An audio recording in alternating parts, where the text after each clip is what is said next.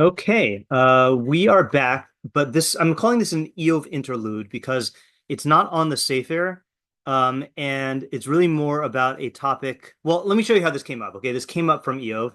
So this is my student Yair's question. So after we went through Iyov's three friends' explanations for why he was suffering, Yair said, why do none of Iyov's friends?" Respond to Iyov's suffering by telling him Gam Zu Latova, which that's going to be the topic of this year. So, how would you translate Gam Zu Latova? And this is it's not a trick question, but it's a nuanced question. How do you translate Gam Zu Latova? This too is for the good. Okay, good. This too is for the good. Now, the reason why I'm saying this too is for the good and why it's a nuanced question is I don't know why, but even professional English translations like ArtScroll and Steinsaltz, I've seen them translated as this too is for the best. Now, that's just not what the words mean.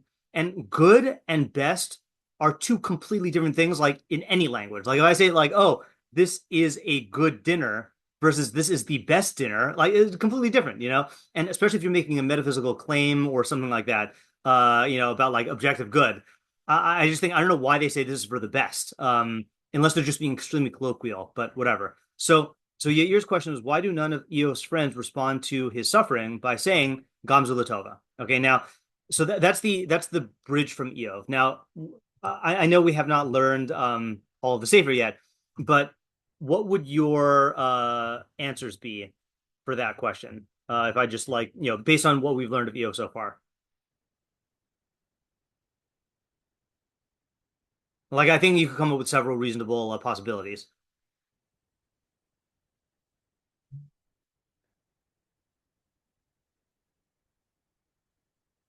I'll add to the question. Isn't this what Jews are supposed to say? Okay, so Racheli in the chat is giving one possibility, which is, let me just list these here. So one is that Gam Zulatova might work for smaller things, but what happened to Eo is too horrible. Okay, that is on the surface, that is a legitimate possibility. Yeah, SD. Could you also say that it's a little bit subsumed under like God knows what he's doing and this is what God thinks you don't understand it, meaning that it is for the good. Okay, so the other answer, I'm going to kind of broaden what you're saying in a into uh in more broad terms here is that Eov's friends are saying this, but in a more, I guess, like I guess in a how would I say it? In a more well-developed framework. Okay, in other words, Eliphaz is saying, you know, um, your suffering is a punishment, which is for your good. Okay, Bildad is saying, your suffering is to increase your reward, which is obviously good. Okay, and then Sofar is saying, we can't understand God's ways, but they're all for the good. Now, is that what you were saying, or you're saying something different? Or does what you were saying Yeah, fit? no, yeah, that I'm saying it was Yeah. in yes. Okay, right. So in other words, they really so one answer is that they aren't is that Gamzu Latova is not does not apply to Eov. The second one is it does apply to Eov, and that's exactly what the friends are doing. Okay, any other answers?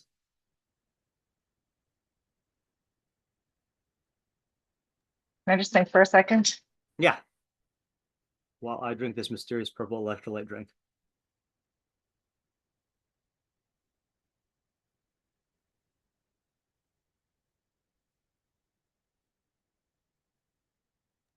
I have one more thought. Sure. I mean, I don't know if this is like a valid approach or not, but kind of I was also just thinking like, considering where Eo was coming from and his sense that given what no, I guess it's the same idea. I was thinking that like he was saying that this is something about God's knowledge and Gamzu Tova has to do with Um, no, I think it's the same thing. Never mind. Okay. All right. So here's my answer. Oh, sorry. And maybe people used to not. Okay. So there was another. What Rohit is mentioning here is another thing that that some of my students in high school suggested, which is that maybe people back then didn't say Gam Zu Latova. Okay. So you could say that. And the only thing I would say is that if Gam Zu Latova, regardless of whether the slogan was said back then, if Gam Zu Latova is expressing a truth, a fundamental truth about how God relates to us, or about goodness and badness, or reward and punishment, or whatever it is, so then you would expect it to be dealt with in a book, in the book of Tanakh that deals with this topic, even if people didn't say that exact phrase.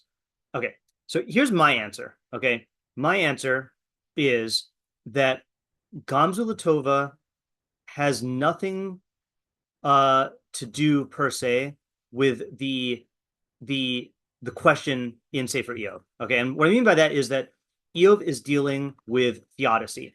Okay, which is a how to reconcile God's goodness with the apparent injustice in the world. Okay, but Gam Zu Latova is a principle that operates in a completely different sphere.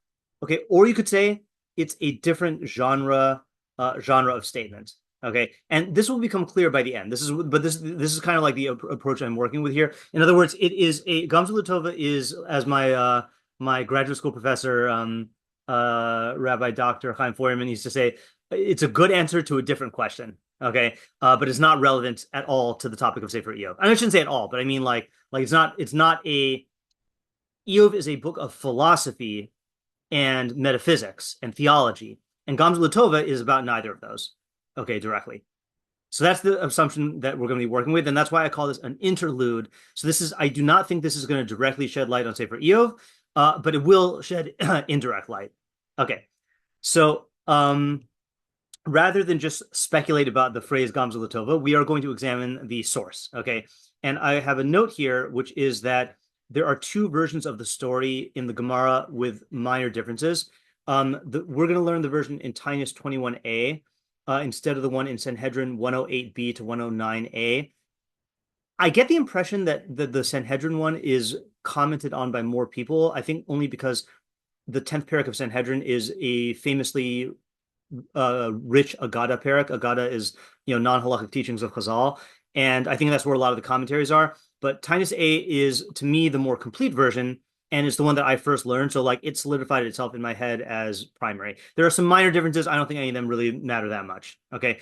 And some brief, I had one more brief intro here, which I don't remember. Okay, so we'll start off by reading through the story. Okay, so there's this guy, Nachum Ish Gam Zu, who was a 2nd century Tana, so one of the sages of the Mishnah.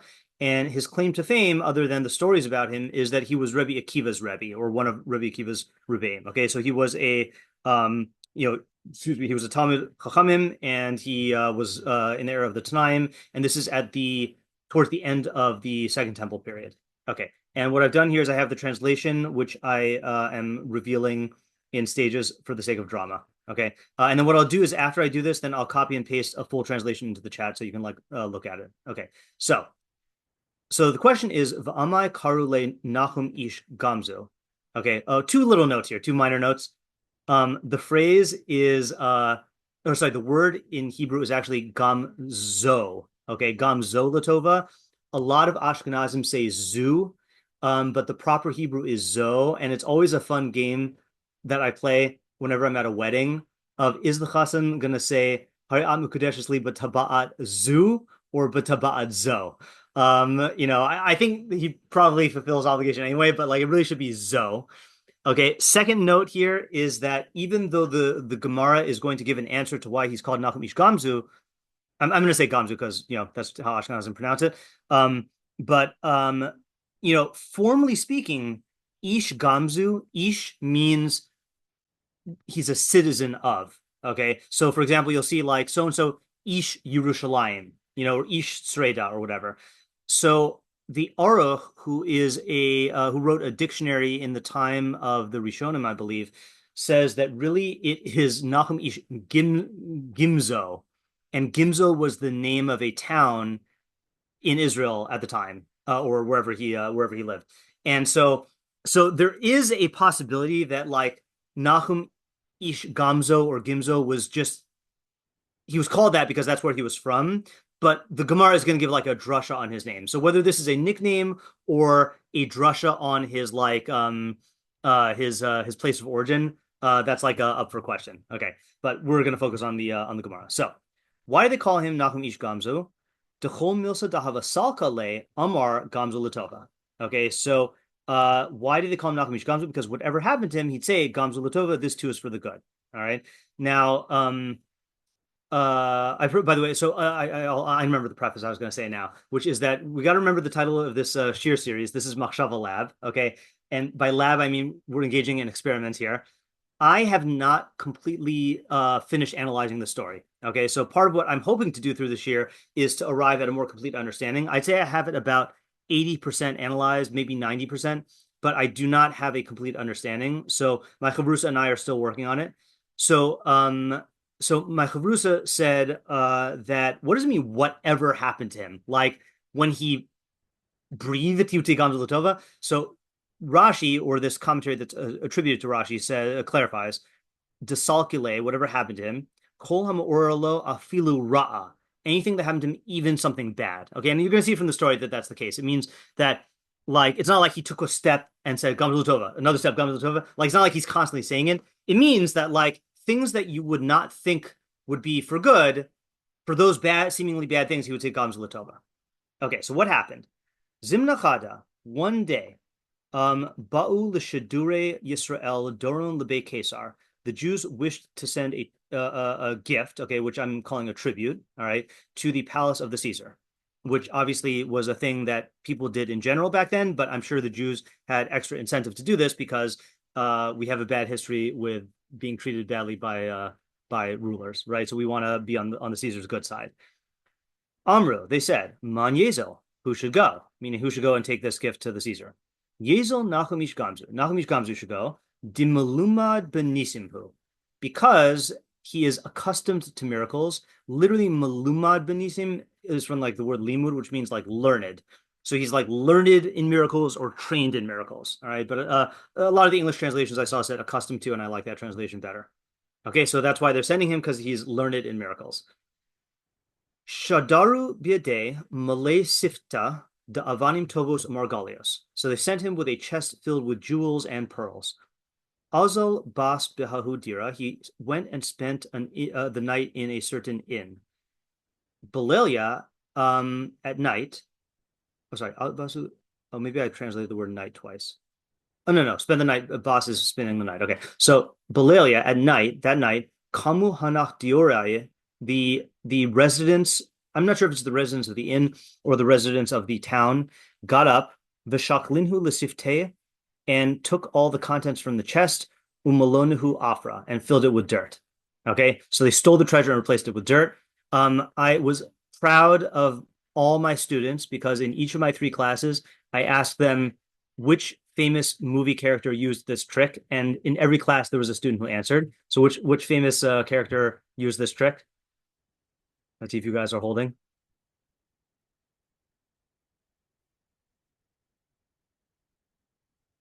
Nobody? Indiana Jones. Okay, Indiana Jones in the Raiders of the Lost Ark stole the treasure and he replaced it with a bag full of sand. Okay, I was happy about my students because I didn't know if that movie was too old for them.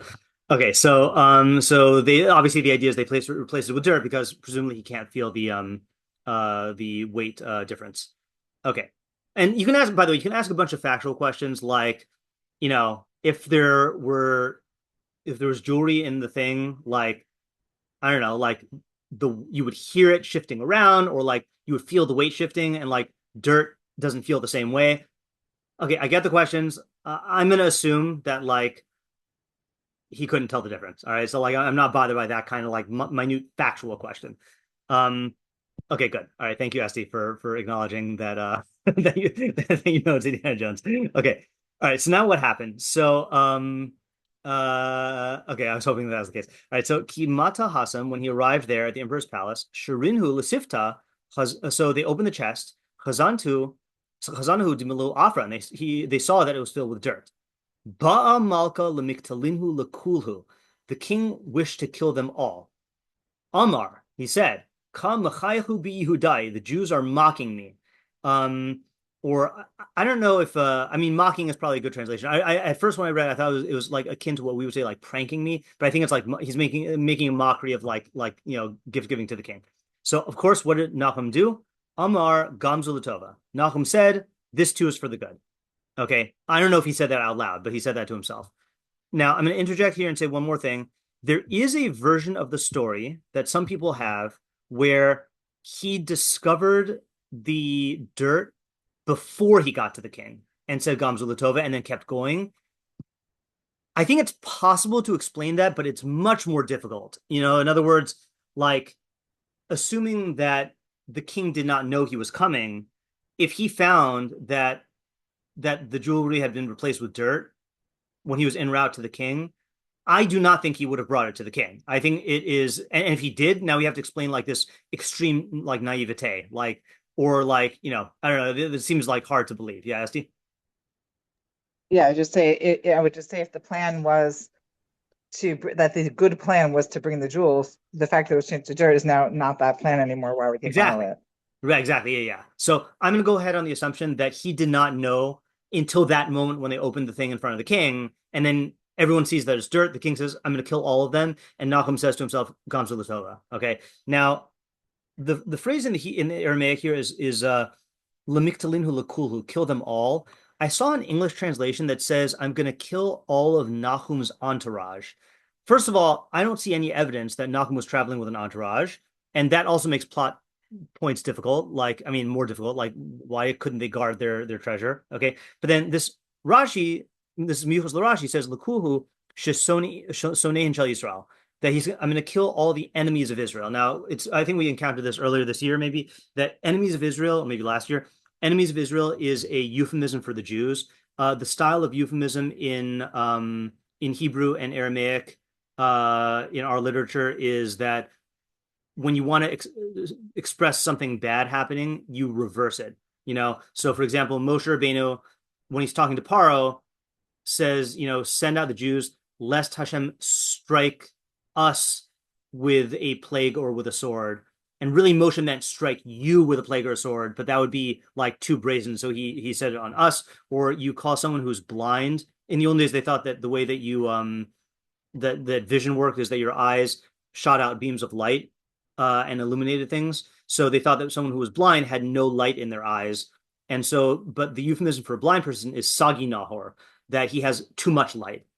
So here too, when we want to talk about bad stuff happening to the Jews, since we don't want to express that verbally, we say bad stuff will happen to the enemies of the Jews, but we really mean the Jews. Okay, so I think what's going on here is basically, and it fits the narrative is that the king says the Jews are mocking me, and he wanted to kill all the Jews. Okay, so this is obviously very bad. So now we come to the I can't say Deus ex machina, the Eliyahu ex machina. Asa Eliyahu came. This is Eliyahu Navi. Idmi le kechad minayahu. He appeared to him, to the emperor, as one of them.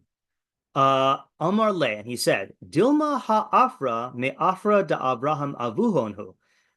Maybe this dirt is from the dirt of their forefather Abraham. Dechi havashade afra, when Abraham, would throw dirt, havu saife, it would turn into swords. Gile havu gire, and when he threw straw, it turned into arrows. Dichsiv, as it says in Yeshayahu, Yitin ke'afar harbo ke'kash nidaf kashto. His sword makes them as dust, his bow as the driven straw. Now, again, I think someone said, it might have been the Steinsaltz, said that Eliyahu appeared as one of Nahum's entourage, but I don't think that makes any sense. And this Rashi thing here says he appeared like one of them. Sorry, Caesar, like one of Caesar's ministers. Okay, I mean, he appeared like one of the Romans. And he says, Me'afra d'Avramu is from the dust of Avram, Kishenilcham im hamalachim. When Avram went to war with the kings, then that's what this pasuk in Yeshayahu is alluding to. Okay, so what happened?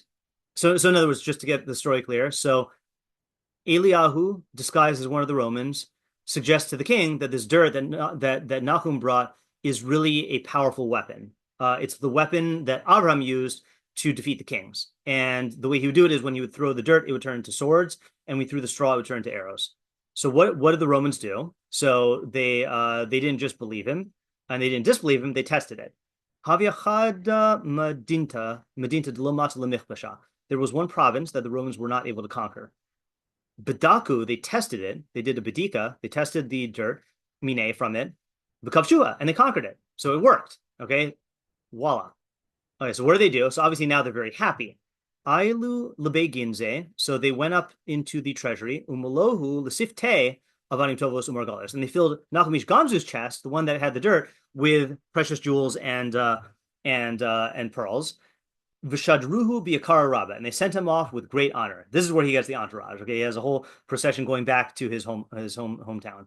So what happened? Ki aso bisu behahu diura. When he went and spent the night in that same inn, amarule, they said to him, the residents of the inn or the village said to him, "My ises behadach da'avdilach yakara kulehai."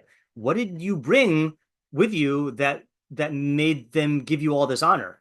Okay, now presumably they know what he brought. Okay, they know that he brought the dirt that they gave him, and they know that he knows that they replaced the thing with the dirt. Okay, so what does he say? Amar lahu, he said to them, and I picture him giving like a cheesy like grin and like shrugging his shoulders and saying, "My dishachli mehacha amti lahasam." I just brought whatever I brought to them, whatever I took from here. Okay, and maybe he winked when he said that. So what happened? Staru. So now they're like, oh wow, so the king really likes our dirt. Okay, so staru lediraihu. They tore down their inn. Va'amtihu. Actually, I'm going to delete this here. They tore down their inn. Va'amtinhu lebe malka, and they brought the dirt underneath it to the king's palace. Okay, and I assume that they tore down their inn because they wanted as much dirt as possible. Okay, and I guess it came from their inn. And I mean, it makes sense because they had dirt floors. So, they just dug it up from there. Okay. So, Amarules, they said to the king, Hi, Afra, Daisi Hacha, Mididanhu. This dirt that guy that was brought here, it's from us. It's our dirt. So, what happened? And this is the end of the story. Badkuha, Veloashkahuha. They tested it, but it did not work. Vikatlinhu Lahanach Diore. And they killed all those guys. Okay. So, let me copy and paste. I prepared the translation somewhere. Where did I put it? Here. Okay. I prepared the translation, so I'm going to copy and paste this into the chat. It's not all going to fit. So what we have to do now is let's list all of the questions. Now, ordinarily, I would say, that we should focus on the main questions, but I think we should do what we do in Mishlei when we learn Mishlei, which is raise all the questions. And the reason why is because, this is Agada. Okay, this is the genre of the non-halakhic teachings of Chazal, and Agada are described as riddles. And sometimes in a riddle, then the solution might lie in a little detail. So the only questions I don't want to ask are nitpicky factual questions, like the one I gave before about how did he not know that the dirt was in the chest? Or a lot of my students were bothered by the fact, why did he go back to the same inn? I don't know why he went back to the same inn. I mean, maybe it was the only inn on the road. Maybe it's for a plot point. Like, I don't know about that. Or, what Caesar was it? Like, or what was the relationship of the king with the Jews beforehand? To me, those are nitpicky questions. So maybe they're borderline questions, but let's get all the questions out except the nitpicky. Why was it in a chest? I don't care why it was in a chest, Okay, so what are the questions here?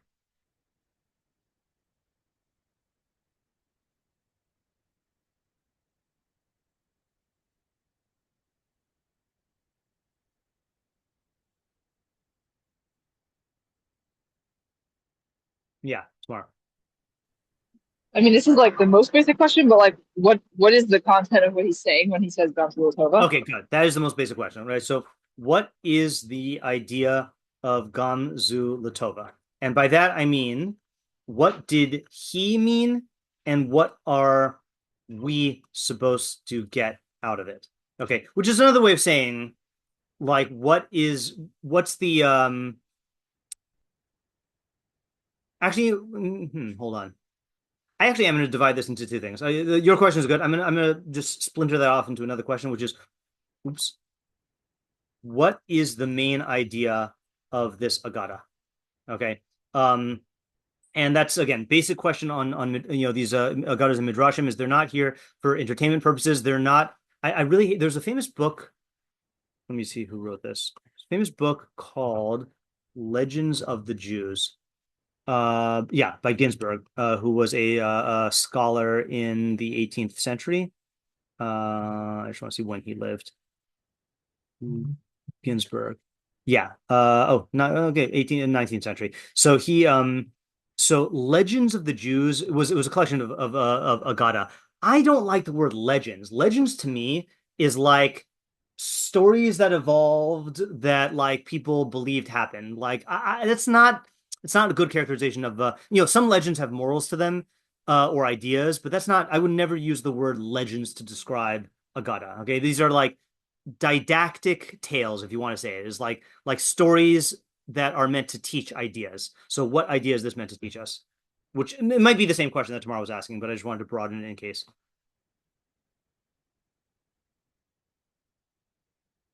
Other questions? My students came up with like a dozen, so I have faith in you guys. Major and minor, yeah, tomorrow. What does it mean that he was Maluma Benisim? And I also have another Yes. question. Okay, good. So what is meant by the characterization that he was Malumad Benisim? Okay. In other words, like we see that from I guess we see an example from this story, but what is the general principle? Yeah, tomorrow. Also, like, what is the role of Eliyahu? I guess I'm kind of like wondering if this has to do with Maluma Benisim or not, but and like with That has to do Nace, with like what? what's the Nisim, you Yeah, know? right. Okay, Yeah. so So the just what's Eliyahu thing, I feel like the Eliyahu thing can be split into multiple questions here. Okay, so let's just say as the general question, what is Eliyahu doing here? Okay, so one question is what you were what Tamar was saying just now, which is like is this the I guess I don't know, want to call it manifestation. I guess is this what was being referred to with in Maluma and Benisim. And then like I want to say also like you know I'll say like why since Nachum is characterized as being Maluma and Benisim, why isn't he the one who like brings up this miracle, this nace, and also like since when is Eliyahu a shapeshifter? And by that I mean like not I don't mean like since when. I mean like why is the detail of appearing like a Roman important? Okay. Maybe you can ask other questions on that also. Yeah, Steve. I could use help with how to formulate this question because this is just Sure. a general question of what was happening with the dirt turning to arrows, like what Okay. happened with Yeah, the okay, with the good. king. So factually speaking, what actually happened with the dirt? Okay. Did the Romans, throw it at their enemies and it actually transformed into swords? If not, what did happen? And you could say also like likewise with Abraham. Yeah, Tamar. This is a little bit of a funny question, but kind of like what about the story changed from the fact that he said Gam Zu Latova? I don't know if that What makes sense. I could try and clarify. Yeah, clarify.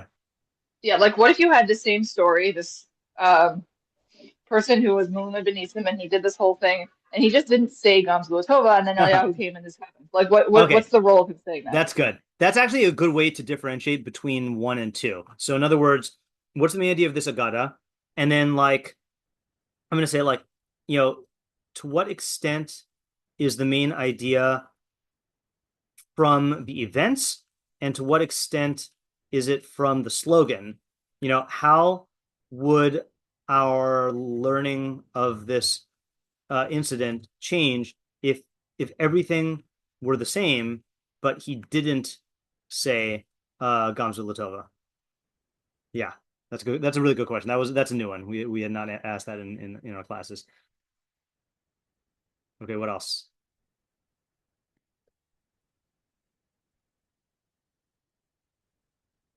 Yeah, tomorrow. What's the significance of the like epilogue with the people getting killed for bringing the dirt? Yeah. Okay. So I'm gonna actually put that into I'll preface that with one question, which is that why didn't the dirt work for the inn residents?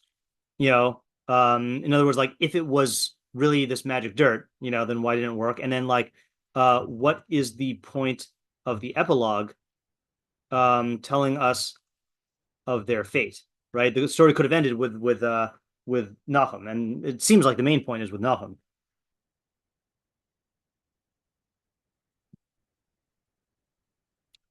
I'm going to ask another question about the Eliyahu thing. And you could say that this is a completely different question, but what I want to say here is, why is Eliyahu the one who takes the heroic action here? In other words, like Nachum is almost entirely passive in this story. So like it's just like, to me, it's just strange that you have this guy who's characterized as being like a miracle worker, and he is not really seemingly playing an active role. Eliyahu is the one who like saves the day. Like, yeah, I don't know. So you could subsume that into the other questions.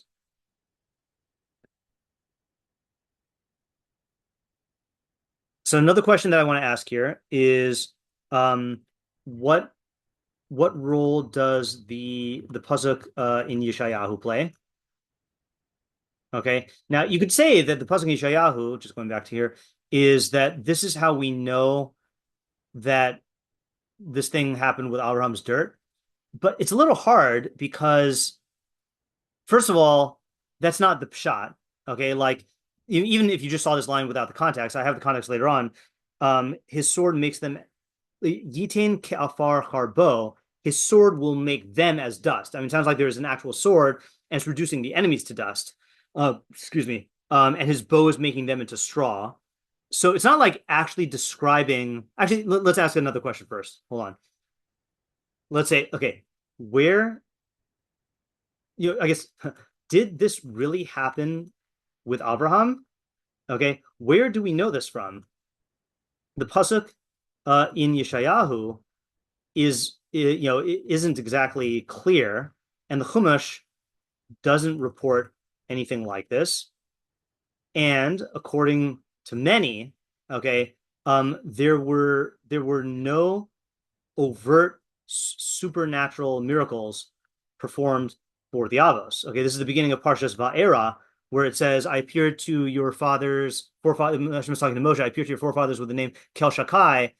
Ushmi Hashem lo nodati lahem, but the name Yokei Vavke was not known to them, which Mefarshim explained means that there were no overt miracles for the Avos. It was only hidden miracles. So, like, this is a pretty overt miracle, throwing dirt and it becoming swords. So then, secondly, what role does the pasuk in Yeshayahu play? Is it just a textual basis for positing this miracle with Abraham? Is it is the context of the pasuk significant, or context, or like idea, I guess? or idea of the pasuk is significant. Maybe the enemies are the innkeepers. Maybe the enemies are the innkeepers. In the pasuk, I don't think so, because it's quoting a pasuk about well, it's two things. The pasuk is quoting something about Avram's enemies, and then the way that Eliyahu is presenting it to the Romans is that's the case. And then, yeah, I just don't buy that reading. It seems like too much of a stretch. Okay, other questions?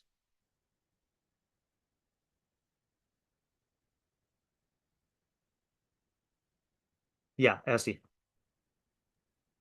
Which is like a little bit of a general question, but and maybe it's the same question as what's meant by Gam Zu, but I kind of just like have like, what kind of a story is this? Like, what are we supposed to learn from this? Like, is that the same question as Gam Zu?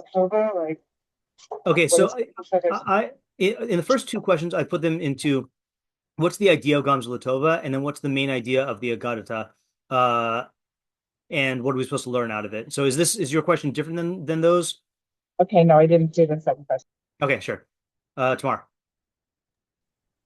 It's also not a very like well-formulated question, but I guess we might not have the answer to this, but like, was there anything he could have done that he didn't do, and he said Gam Zu instead? You know, it's like you have to be passive, but like, you know, it is like interesting that he doesn't make any any like appearing to make any response. Yeah, I think that's part of my passivity question. Maybe I'm going to make the passivity question into its own question here.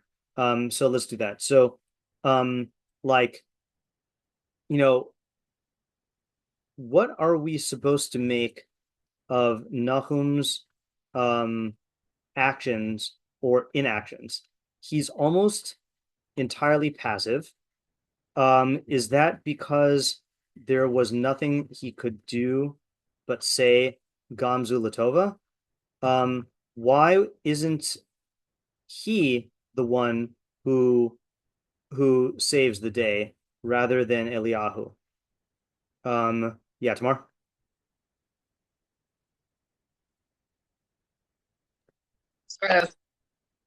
Okay, Esty.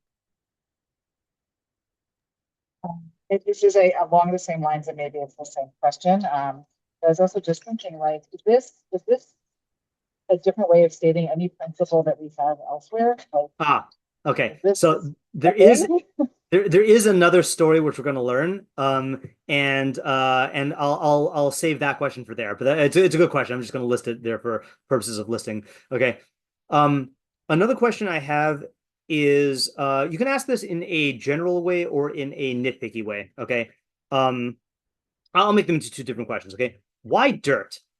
Okay. Like, now you could say, well, that was the miracle thing, but I'm kind of working on the assumption here that the only place where we know this from is from the dirt. The only place we know about this dirt from is from the story. Okay. So like, why dirt? And then here's the question you could argue with. Okay. What happened to the straw? Right? So Eliyahu mentions miraculous dirt and miraculous straw, but the whole story revolves around dirt, right? You know, the residents replace the treasure with it. The Romans throw it at their enemies, and the residents bring more dirt. Now you could just say that it is. You could give an easy answer to this and say that the only reason why the straw is mentioned is because the pasuk mentions straw, but really the main thing is the dirt. But then you could just say, well, why does the pasuk need to mention the straw? You know, the pasuk could just mention dirt and just leave out the straw. Or you could say, well, it really does mean dirt and straw. So I'm not convinced that this is a knockout question, but it is something that I think it was worth asking. And another question, which this I do not think is a nitpicky factual question, is what exactly was the king thinking? Okay, like, you know, did he really think that the Jews would send someone to publicly mock the king by giving him dirt? Like, wouldn't he assume that someone stole the jewels, the tribute, you know, without Nachum's knowledge? Now you could just say, yeah, he's an irrationally angry king. You know, we know that there have been people like that. Couldn't you also say um, that it doesn't matter because he was being publicly humiliated? I couldn't hear that last part of what you're saying. It was a little muffled. Couldn't you just say that he was being, publicly humiliated, so it doesn't matter? Right, that could be, right? That could be also. So this is also not the most major question. Okay, so what I want to do before we analyze the story is I want to just going to the question that SD asked a little while ago. Is this principle referred to anywhere else, or is there any other similar principle here? So the Maharsha in the Chidushei Agada here says, Ki Gavna Amri Perak Haroeh. We also see this in Perak HaRoeh, which is in Brachos, Del Olam Yehi Adam Ragil Lomar Homa Da Avdin Min Shemaya Latavhu, that a person should always accustom himself to say everything that heaven does is for the good. Umaisele Hasan Mikrai, and they bring psukim there. Okay, before that story, V'rotz Lomer Gam Zeh Shenir Be'inei Adam Lara, who Ba Efshar D'Min Shemaya Avdin Leilatav. And the Gemara brings a bunch of cases there to the effect that if a person sees something that seems bad in his eyes, it could be that from heaven it's good. Vasamaisi uvda Rabbi Akiva bahachi, and they bring the incident of Rabbi Akiva here. Ayin sham b'chidushim sham u'perachelek. Okay, and see my chidushim in there in perachelek. Yeah, Esti. Sorry, it's just a side question, and maybe it's an obvious answer, but this is different from in all forms from saying something like Baruch Layam Emes, right? It's not recognizing the justice of God's judgment, right? It's something else about No, it's more it's good. It's experiential. a good question. I think it's debatable. Okay. And we are going to bring up Brooke dynamics in a little while. But I think it's debatable. I'll save that for formulating in this question from before. So let's just go now over to the story of Rabbi Akiva and the inn, okay, which is a much shorter story. And you got to remember, Rabbi Akiva is the student of Nachum Ish Gam Zu, okay? So there's going to be some similarities here. So Amar Rav Humna, Amar Rav Mishum Rabbi Meir v'chein Tana Mishmei Rabbi Akiva. La'olam Yehi Adam Ragil Amar Kol Da'avid Rachman Latav Avid. Rav Huna said in the name of Rav in the name of Rabbi Meir, and so it was taught in the Bryce in the name of Rabbi Akiva. One must always accustom himself to say everything God does is for the good. Literally everything the merciful one does is for the good. He does for the good. All right. Kihad Rabbi Akiva, like the story of Rabbi Akiva. The Havaka Azo Ba'orcha, he was walking on the road. Mata Lahahi Masa, he came to a certain city. Ba'ush Pisa, and he inquired about lodging. Lo Yahavi Le, and they did not give him any. Now, I always assumed when I read this, this meant that like they didn't have any lodging. My student David said like they refused him lodging. So I don't know which one it is, but I think it's just they didn't have any lodging. Amar Kol David Rahman al-Latav, and so he said everything God does is for the good. Also Ubas Badavra, so he went and he slept in a field. Now you got to remember back then it was very dangerous. Nights were very dangerous, so you had to like sleeping in an inn was not a matter of convenience. I mean, it got nowadays also, but like picture it like you're in the inner city and you need to like sleep indoors instead of just on the street. Like you're not going to be safe on the street. So he went and slept in the field, presumably because that was safer. V'hava b'hadei tarnagola v'chamara ushraga, and he had a rooster, a donkey, and a candle. All right. Presumably the donkey was for traveling and bringing his stuff. The rooster was to his alarm clock, and the candle was to provide light. So what happened? This part sounds suspiciously like Chad Gadya. Asa zika kavye l'shraga. Asa shuna achle l'tarnagola. Asa arye achle l'chamara. So a gust of wind came and extinguished the candle. A cat came and ate the rooster. A lion came and ate the donkey. Amar kol da'avid rachman latav. He said everything God does is for the good. Okay. When it says ate the donkey, I don't think it means like Pac-Man style. I think like it probably mauled the donkey and was like chomping on it. Okay. So what happened? Be'el Valelia, that very night, Asa Gyasa, an army came, Shavya Lamasa, and took the city into captivity. Amar Lahu, so he said to them, I assume this is Rabbi Akiva said to the residents of the city, Lav Amari Lahu Kol Masha Ose Kadosh Baruch Hu Hakol Latova. Didn't I tell you everything God does? It's all for the good.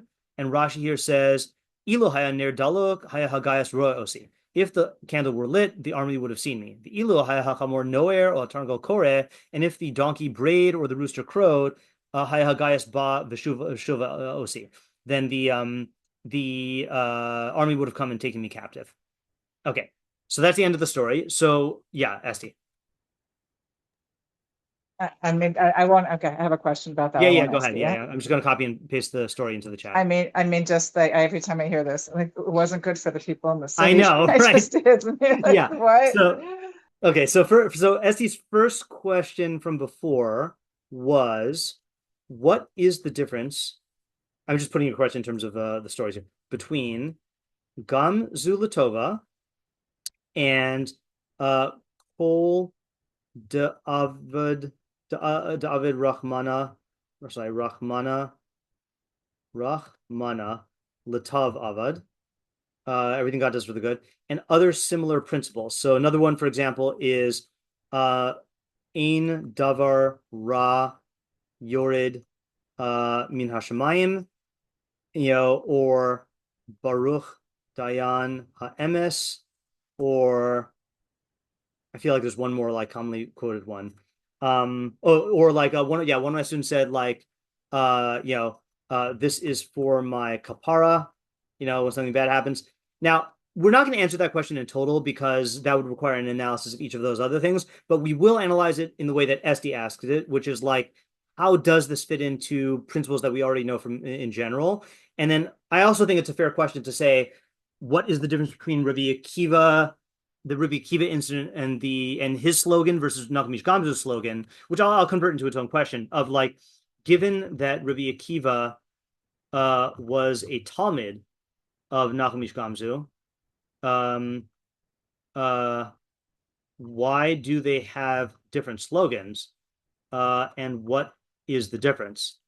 And on the surface, it sounds like Rabbi Akiva's is better because he references God, whereas Nachum Ish Gam Zu just says this is for the good. Yeah, see?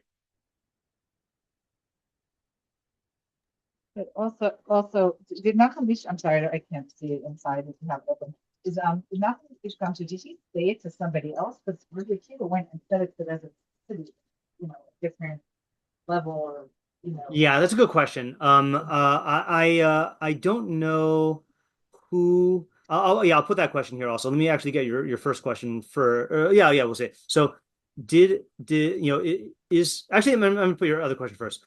What's up with the ending? Okay, first of all, it doesn't seem like this was good for the townspeople. Okay, although you can argue that what do you call that they should have said this also. Second, um, why did he express this to anyone at all? If he's expressing it to the townspeople, it seems kind of mean. Okay. Racheli in the chat says, could it also be understood as Rabbi Akiva saying to mean to his students who he's relaying the story? Is that possible?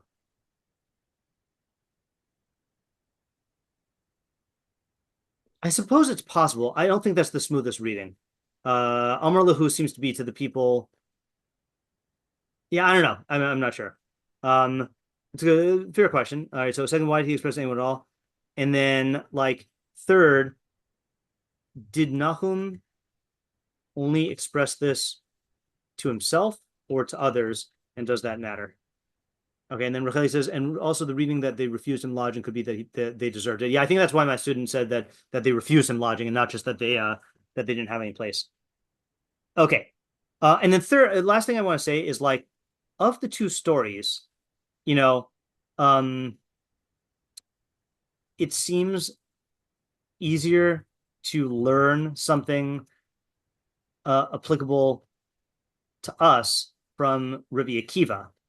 Okay, because unlike Nahum, his story doesn't involve any miracles. Okay, is that significant? In other words, are we supposed to look at Rabbi Akiva's story and say, well, for normal cases, that's how it is, but we should also believe that God could do crazy miracles like the Nachum Ish Gam Zu story? Yeah, Steve? Oh, sorry. I wasn't on mute before. Sorry. But also, I actually was thinking literally the opposite. That it sounds like you could get a story like if you can keep in mind like God's will overall, that like the hashgacha will protect you, like that. Okay. That lesson, which is the reverse. okay, is Nachum's story even more applicable because of the awareness of the hashgacha that it demonstrates. Okay. Okay, so I think we are in a position now to analyze. Oops, hold on just a second here.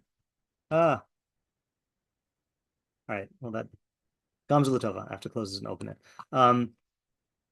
Now, I will say that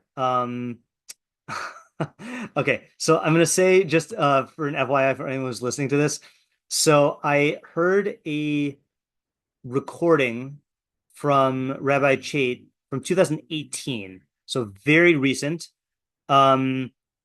where 38 minutes into the recording, then someone asks about Nachum Ish Gam Zu, and this is a discussion that was recorded with Rabbi Chait and some of his students, and they discussed it, and they did not come with an idea. Okay, like they came up with some possibilities, but they did not come up with an idea, so they weren't able to work it out there. And then I intended to listen to a shir from the tape library by Rabbi Chait on Nachum Ish Gam Zu. And I don't know if you guys have ever had this this misfortune/fortune. I clicked on the shir and listened to it in my car. I'm listening to the whole thing. I'm like, this is about Yosef and his brothers, but I'm sure he's going to get to Nachum Ish Gam Zu at some point. And like, I got to it kept on going. And I got to the end of the shir. He never talked about Nachum Ish Gam Zu. So I went back and looked at it, and I had clicked on the wrong shir. Like my finger had like gone. So I have not heard what Rabbi Chait says on the story, and I don't know if in that shir he gives an interpretation. But I do intend to listen to it. I intend to listen to it before giving the shir today, but I didn't have time because I listened to this whole other shir. So just FYI, that's out there. Yeah, Tamar? Yeah, I was just gonna say that I remember listening to that shir. I don't remember what he said, but I remember it being very impactful. So Okay, good. maybe Yeah, I do yeah. plan to listen to it probably this afternoon even, but we'll see. Okay, so anyone have any approaches to this question? I'm not going to copy paste all the questions into the chat. But anyone have any steps or moves or methodology intuitions?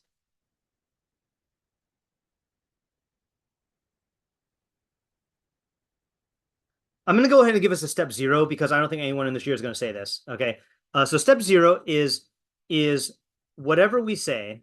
Okay, this is not telling us that to quote a movie, there can be miracles if you believe. Okay, at least not in a manner endorsing a naive reliance on miracles. Okay, so first we have a principle of ein somchin al hanes. Okay, we don't rely on miracles. Now, Nachum Ish Gam Zu is not relying on a miracle, and neither is Rabbi Akiva, but I can see a person who's naive reading the story and saying that, like, I just have to say Gam Zu L'Tova and then God will do miracles for me. Okay, that's clearly not what this is saying because we don't rely on miracles. Second, it's not true that everything will always work out if you say Gam Zu L'Tova. Okay, there are many cases where things don't work out, and just look through all of Jewish history about this. Okay, and like third, and we're not going to deal with this now. We're going to do this later. Is there will be things that are not for your good. Okay, and I think when people say Gam Zu L'Tova, they automatically assume that it means this too is for the good for me in the way that I imagine or wish for. And that's not the case. Okay, so in other words, like whatever this is, it's teaching us a deep idea, okay, or at least a non-naive, non-stupid idea. Okay, so if you come up with an idea from the story that's stupid, then you know it's wrong. All right, yeah, smart. It's just making me think of a question, which I think is somewhat like folded into our other questions. But Sure. What is the definition of tova? I think we should ask. That is a good question. Yes. What is the definition of tova in this context? By what metric and for whom. Yeah, see? First of all, I keep my questions coming up like half a second Yeah, after sure. somebody says, what is that? After somebody else says, oh, that's say that Tova. And then also, I just wanted to say, I feel like this is such a widespread, like common thing that people say. And I have like a different 0.0, which is that it's really just like here. It's not like you see this, like the Avos are saying, come to the Tova. And, as a general principle, it's not like everywhere, even though Okay, people, so I think, like to rely on it. yeah, so I think that's a fair assumption, but the more I learn, the more I realize that the importance of the principle is not commensurate with how many places, how many sources say it, or how often it's brought up. Like Shema. The Shema is a good Like example. Shema. Yeah. Yeah. I was going to say that. That's your example. Says, I love that example. Yeah. Ram says there's only one place in the Torah that explicitly says the idea of that God is one, and that's the Shema, or that's the Devarim 6:4. But that doesn't indicate its importance. But I was also going to say that, like, I think to a certain extent, the popularity of an Agada, I guess, can fluctuate based on the era. B, can be subject to accidental factors, that that propel it into being well known. For example, so many Agadas are famous because Rashi quotes them, but before Rashi quoted them and Rashi got popular, then it would just be like any other Agada. It's just like every kid learns Rashi now. So like it's there, or another example I like to quote is, there's only one source that says that there's 613 mitzvos. Okay.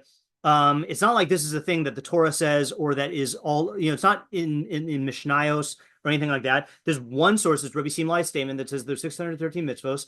And I honestly don't know if that would have been big were it not for the fact that the Bahag wrote a Sefer HaMitzvos, and people wrote poems about how many mitzvos, and then the Rambam systematized, said, no, this is what makes a mitzvah, and he wrote a Sefer mitzvos, and then the Ramban argued on it, and then it became a whole genre of what do you count as one of the 613 mitzvos. But like when people are shocked to hear that not everyone holds that there's 613 mitzvos. Ibn Ezra mentions that, Ramban mentions that, Rabag holds that there's not 613 mitzvos, but like in people's minds, it's like a firm thing. Like, of course there's 613, but there's only one statement that says it, So it's not, I'm not discounting your point, SD, but like, I'm saying, like, I don't know if how well known or how well quoted something is necessarily indicative of how important or prominent it is. Yeah, I meant more. I meant your point taken. So point taken. Period. That's not exactly what I had meant, but Okay, sorry. I think your general point's bigger. No, it's fine. It's fine. I whatever, doesn't matter. Okay. So in the interest of time, I actually do want to hear your analyses, but in the interest of time, I think we're going to go a little bit over time from 12:15, but I want to we have a lot to do, so I want to so I'll just present what I found so far, and then if need be, we can continue this later. Okay, first thing I want to do is I want to establish the genre, okay, which I'm going to call step one. Okay, so I've given Shirin before. One of the best treatments of Agada, of Midrash and Agada analysis methodology, is Avram Ben Ram's treatise on Agada, and there's a new version printed, published by Rabbi Moshe Maimon. Okay, not Maimonides, but did I not open this? Uh-oh, did I close this? Hold on. Avraham Ben Harambam. Is this it? Yeah, okay. So he mentions, so one of the useful things he does is he classifies the Agadas into genres, okay? And I want to read to you, I'm not going to read the whole thing, but I want to read three categories, okay, of Agada. And again, Agada is a non-halachic teaching of Chazal, and the difference between an Agada and a Midrash is there's a Venn diagram. Agada is non-halachic teachings of Chazal. Midrash is an exposition on a pasuk. And there are halachic midrashim and agadic midrashim. So there is like a Venn diagram where it overlaps. So this is in his classifications of agadic anecdotes. So he says, one category is maisius she'iru b'metzius ela shehigzimu b'sipuran. Stories that happened in reality, but their telling is exaggerated. Hachelak hashlishi, the third category, is maisius she'iru ba'olam kamo shekazu b'hem. These are incidents that happen in the real world, as they were written, Ella shedibru bahem lashon havai l'da'atam ki lo yite bal seichel bahem. But Chazal spoke them in hyperbole because they never, sorry, kilo yite bal seichel behem. No rational person would err about these. Came makirim muvinim behem shem lashon havai, because they would recognize that this is hyperbole.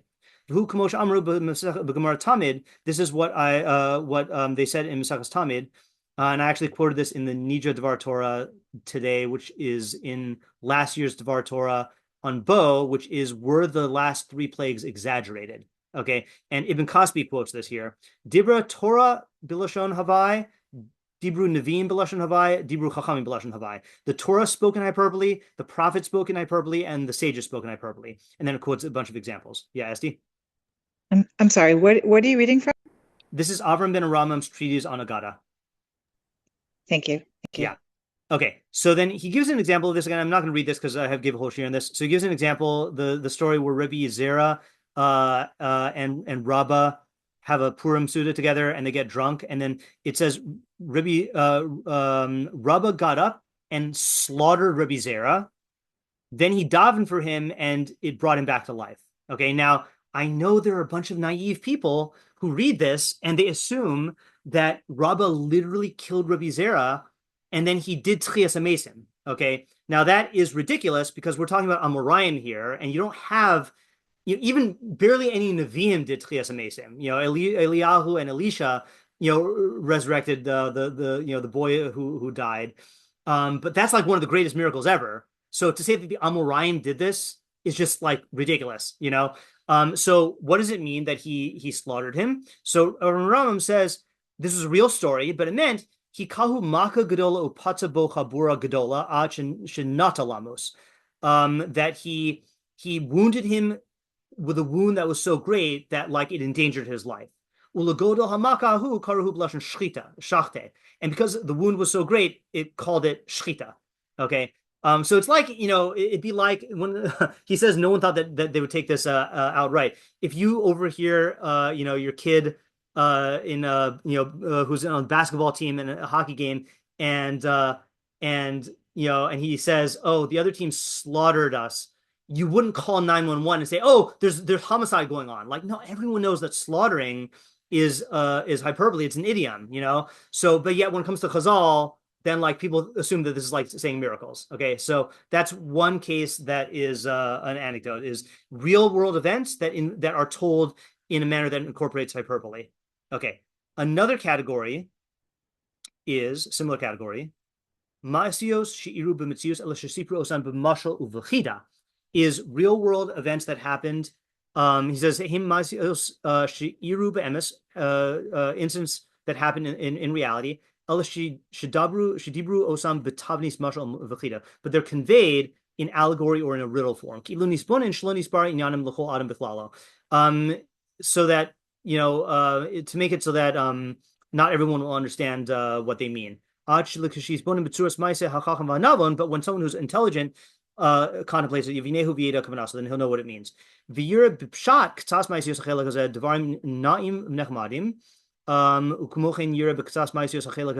I'm not going to read through this. Okay. In other words, so there are stories that are told where, again, it was a real world event, but there are portions of the story, or sometimes the entire story, was told in allegorical form.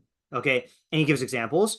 And then the last category, again, these are categories 3, 4, and 5 out of 5. Okay. The last category is Maisios v'drashos murkavos michalakim shonim, is hybrids of all the other 5 categories. Okay, so what I want to say here is that this story is one, is in the genre, okay, testified to by Rabbi Avraham ben Harambam, of an event that actually happened, but parts of the story are told in the form of hyperbole and or allegory. Okay, so I want to assume that the Jews really did send a tribute to a real Caesar, and they really did send Nachum Ish Gam Zu, and he really did take the jewels, and they really were stolen and filled with dirt. Okay, and the king really did get mad and want to kill all the Jews. But this whole thing about Eliyahu and the whole thing about the taking the dirt and throwing it at the Romans and turning into swords, that part is either hyperbole or mashal. Okay. And where exactly you draw the line is what we have to figure out. Okay. Any questions on this step?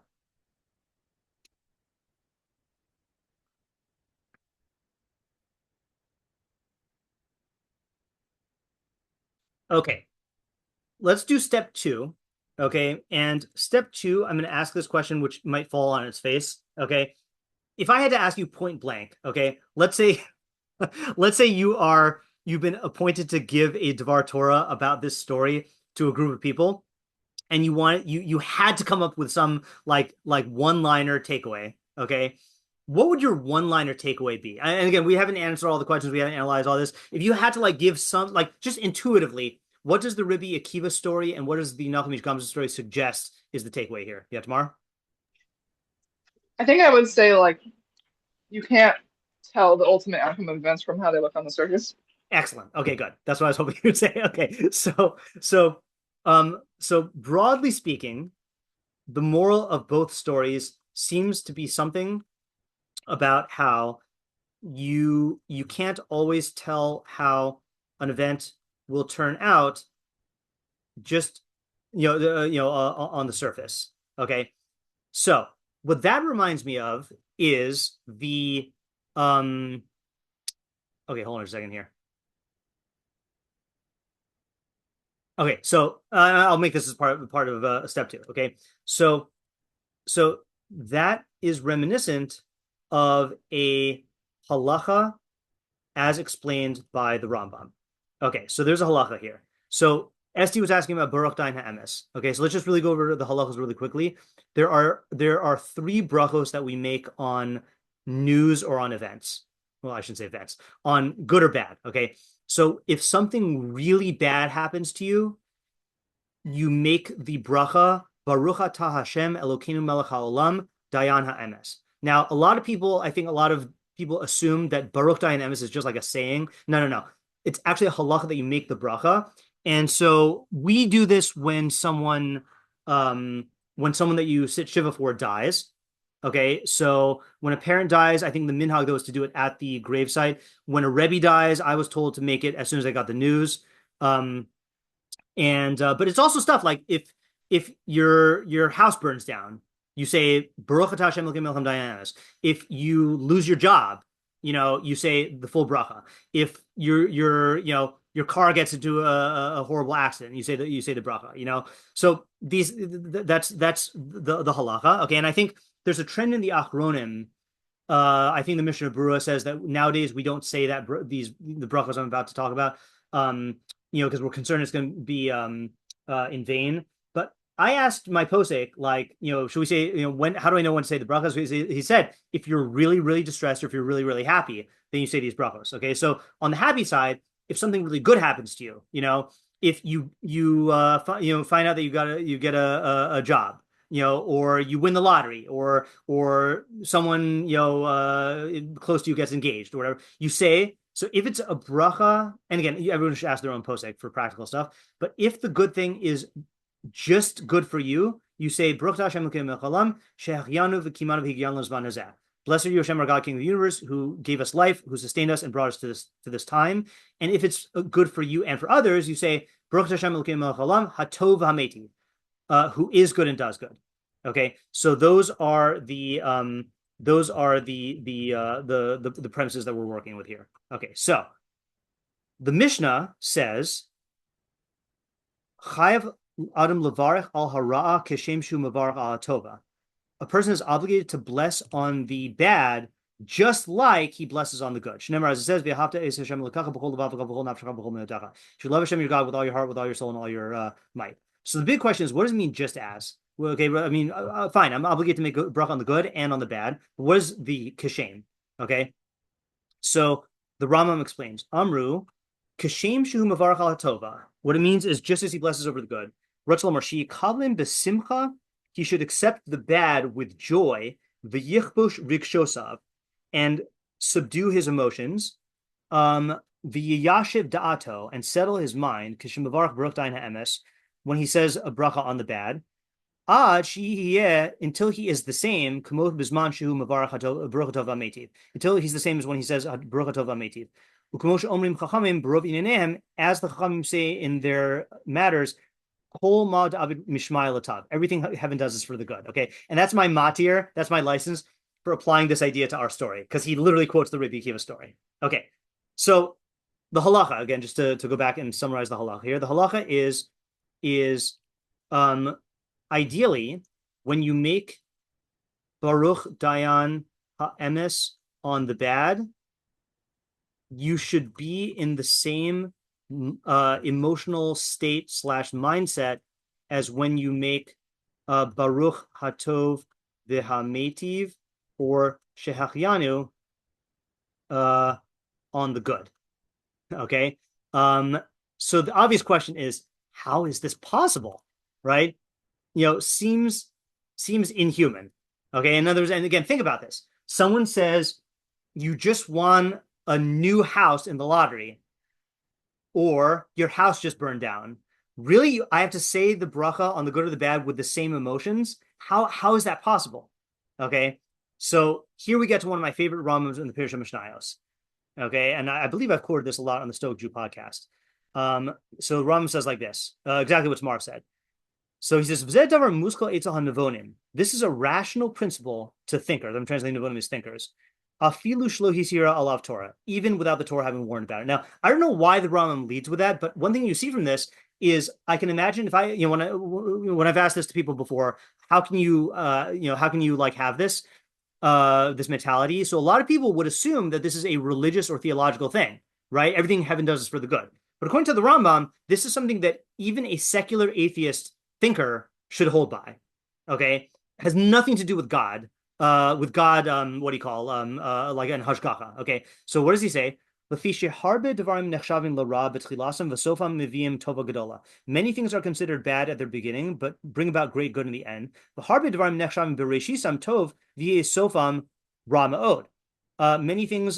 are considered good at their outset. Many things are considered bad at the beginning and yet bring about great good in the end. And many things are considered good at the outset and yet turn out very bad in the end. Okay. So example, look up lottery winners' debt or lottery winners' suicide. Okay. Crazy amount of people who win the lottery end up ruining their lives. Okay. Either because they get into debt because they spend in stupid ways, or it ruins all their relationships because everyone tries to exploit them, or they become involved in vices, or all sorts of bad things happen. And at the beginning, it looks like great. What would be better than winning the lottery?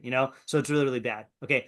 Example, and this is going to touch a raw nerve, especially in SD. Another example of something that seemed really bad but ended up being good is the closure of Shalhevet. Okay. Is the school that I taught at for 10 years, which was very, very bad. Okay, and this comes to my mind because to me in my life this is one of the best examples of this, and I actually quoted to them this Rambam when we found out that was the case. So it was bad, it was a real loss, but if it weren't for Shalhevet closing, I would not be giving shiurim publicly. Okay, and it was when Shalhevet closed that I got my job at Yeshiva B'nai Torah and started recording my shiurim and started publishing my shiurim and then started making Torah content and then started getting Torah content out to thousands and thousands of people and then started giving these shiurim to adults and then got my job at Nija and started teaching there. So a lot, even though it was objectively bad that Shalhevet closed, a lot of good came about that would not have come about without that. And it developed me as a teacher. It was lots of good. I think we can, even those of us who are sad about Shalhevet closing, I think we can say that there was good that came from it. I don't disagree with that. No, I know. I'm just saying, I didn't say you would disagree. I said it would hit a raw nerve because every time I bring up Shalhevet to people who knew it, then we all mourn. And so, yeah. So that's my example. Okay. So then the Rambam says, "V'lachein, therefore, ein roy lenavon lehitztayer bavo tsara gedola u'gzeras haras sakana." Therefore, it's not fitting for a thinker to be distressed when a great calamity or a dangerous decree comes upon him. Because he doesn't know the outcome. Okay, that's the key principle here.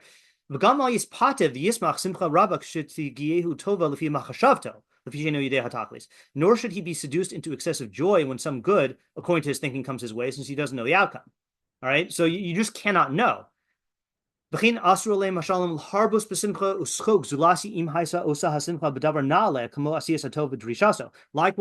Chazal prohibited excessive rejoicing and frivolity, except when that joy is connected to something elevated, meaning the doing of the good and the pursuit of it. He's referring here to a genre of statements of Chazal that basically say that any joy that's not a simcha shel mitzvah is bad. Okay, any rejoicing. Okay, and again, you have to take each statement in its context, but basically they're saying the only joy that's unequivocally good is joy that's involved in mitzvos, because the system is good and it will bring about good. But having a party for some other reason is not necessarily good. Aval ha'ashara mihadavan v'tzar hari mufursim me'od b'sifra ha'nevuah ad she'ein tzarich l'daber alav. The warnings against despair and sorrow is very widely known in the books of prophecy, to the point where there's no need to speak about it. Okay, not like Rav Nachman of Breslov says about mitzvah gadol elios b'simcha tamid. Okay, there's no mitzvah to be happy all the time. Okay, in fact, there's a time for happiness and a time for sadness. But at the same time, he has a point, which is that there are a lot of warnings against being despondent. Okay, in Chazal, in the Divrei Nevi'im.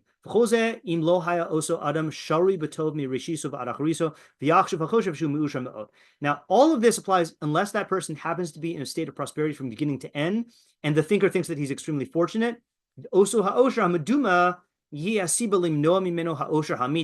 And that imagined happiness will be the cause of preventing from him true happiness. And will drive him away from the world to come. And according to about a case like that, Yesh Amar, it says in Mishlei, Yesh derech yashar lifnei ish v'al darchei maves. There is a way that seems straight to a person. Really, there are ways that seem straight to a person, but its ways are ways of death.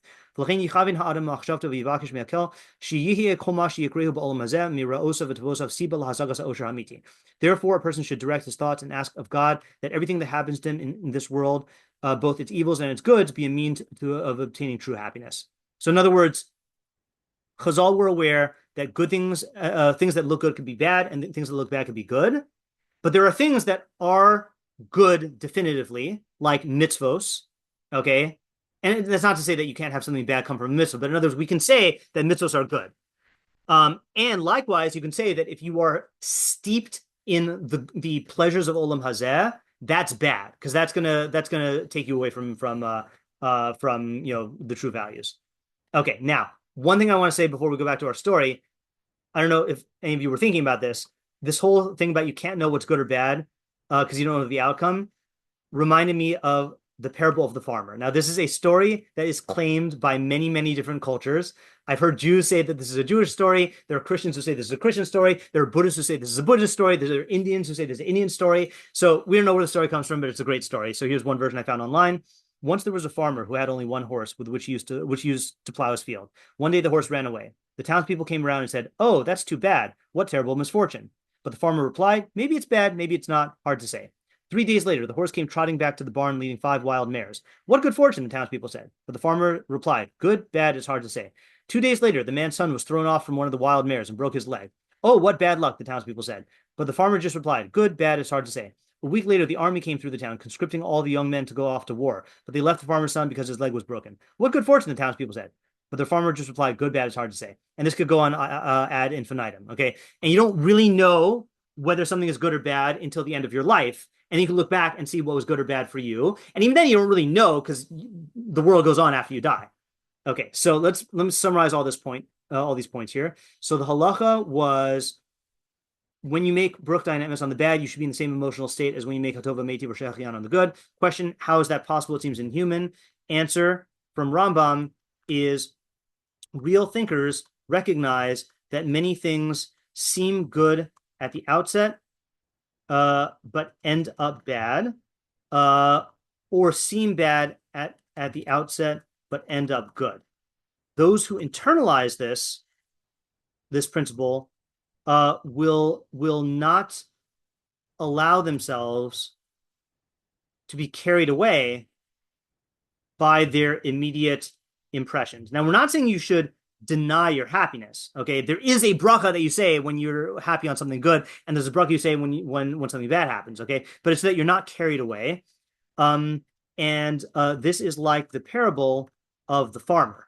Okay, who said, "Good, bad, it's hard to say." Okay, so that is how you implement that halacha. Okay, now step 3, I want to go through and ask this question before we even get into the details. Step 3 is, and this is a subjective question here, what is the difference between the idea in Brachos 9:5, which advocates neutrality, and the seeming, the ostensible moral of the Nachum and Rabbi Akiva stories, which seem to advocate a sort of optimism. In other words, Rambam is expressing this idea through the Mishnah that you should not be overly happy or overly sad. Now, he connects it to, he says that that's what Rabbi Akiva means, but it seems like Rabbi Akiva and Nachum Ish Gam Zu are saying more than that. And the stories point to the fact that, like, well, okay, you could argue that the stories are in line with the Rambam, but, Gam Zu Latova is not saying good, bad, hard to say. Yeah, Esti. Could you use that as an indicator that this is really a way to frame our own understanding of our own judgment? Can you elaborate just a little bit to explain what you mean? Yeah, that, you shouldn't be too happy or too sad. In other words, we have to accept and understand and realize, we feel things, and that's an important part of being a human being in this world. Yeah. But at the same time, we shouldn't overestimate our sense of what, like, the true good and the true bad is. We have to try, but we don't have God's knowledge, and this is a way to help us frame that. Okay, that's good. All right, so I'm going to actually go one step backward and suggest a framework in which you could say what you're saying, or you could say something else. But I want to just like take the premise of your approach and what I think is the premise of your approach, and just provide like an greater options here. Okay, so I think the answer is like this. Okay, is this is a 2-step process. Okay, first, you need to train yourself to withdraw from your immediate emotional reaction. I shouldn't say withdraw, to not get locked into your immediate emotional reaction or snap judgment about the good and the bad. Okay. And that's where the farmer parable comes in. Okay. 1 second here. Okay. Then, after you've done that, you can reframe the situation as good. And that's what I mean by this. It could be what you said, Esti, about like recognizing that you lack a full picture of the values of the good, or that God could be involved in other ways, or something else. I'll show you where I got this move from, which is a pasuk in Mishlei. Mishlei says in 12:25, "Da'aga belev ish yashchena v'davar tov yasamachena." If there is worry in a person's heart, he should lower it, and there's different ways to translate the second half, and convert it into and let a good thing convert it into joy. So Metzudas David says, "Kishaba daga belev ish," when worry comes into a person's heart, yima'ed v'yashpil osa mikamos shehi, he should diminish it and lower it from what it was. V'davar tov hu, and it is a good thing, im yuchol latzor koach lismoch od es hadaga v'lachshav kol tov ki latova ba mashaba. Oh, he says that. He says it right there. And it's good if he could take that thing and then use it as a way to make himself to convert the worry into joy by thinking that this thing is coming for the good. Okay. In other words, I think there are a lot of people who, when something bad happens, they skip the first step. They just try to force an explanation of this is coming for the good. But in my opinion, you need a training here. You need to be able to recognize that you can't just pit one emotional feeling against another. You have to recognize that your emotional feelings are not a good gauge about the objective good or bad of this thing or the long-term results of this thing. So you have to get into the habit of like stopping and recognizing, oh, I don't know if this is really good or bad. Then you can move in with a framework like Rabbi Akiva or Nachum Ish Gam Zu or Mishlei or Stoicism or these other things and like convert it into something that is going to be good. Okay, so does that make sense?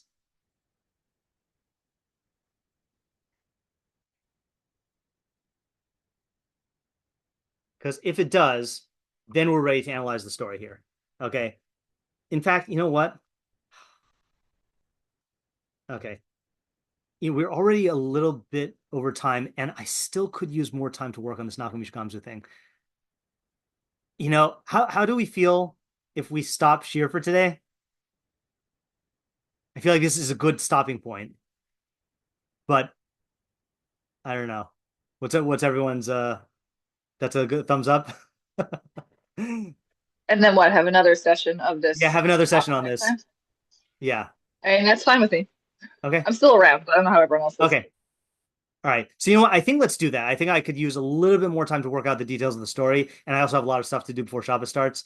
And we're already 15 minutes over time.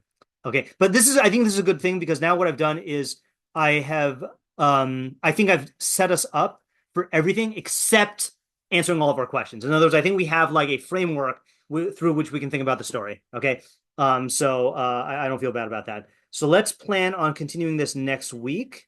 And what we might do is, I don't know if this is going to take up a full shir. What we might do is then start the next part of Iyov, and I'll just split it into 2 recordings. We'll see. Okay, but thanks for coming, and I hope this is good and gives you lots to think about. And yeah, have a good Shabbos, everyone. Thank you. Have a good Shabbos.